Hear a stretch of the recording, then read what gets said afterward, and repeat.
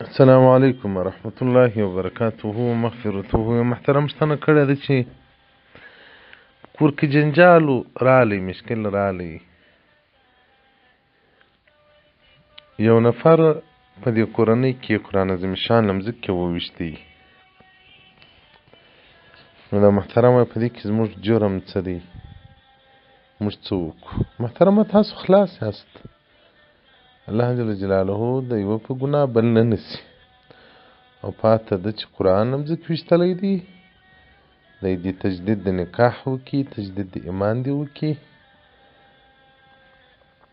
ځکه دا استخفاف سپکوالی په قرآن سره کفر دی.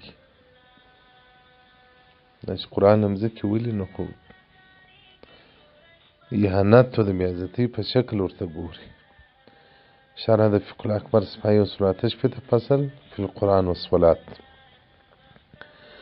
او دغه رنګه امام حسبکي رحمت الله علیه مبارک وایي ما یکونو کفرا، هغه څه چې کفر وي هغه عمل باطلوي، نکاح باطلوي او اولاد یا اولاد زنا وي.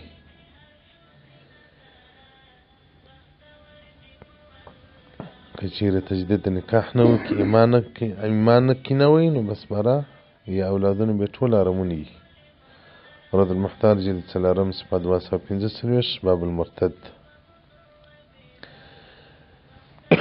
او دغه رنګه توایت ترخانیه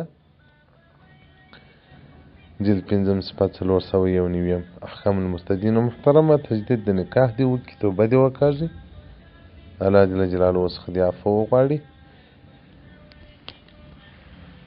بیا دې په آینده کې داسې عمل نه کوي. نو بار بار مو درته ویلي دي چې قهر درسي، که ناست واست پرېوځي، که ولاړ واست کښېنئ، او که په یوه چم نه سره د قهر نه سړېدي، بس بیا ولاړ سئ اودس کوئ. دې وخت شیطان په سړي ډېرې بدې لوبې کوي. والسلام علیکم ورحمة الله وبرکاته ومغفرته.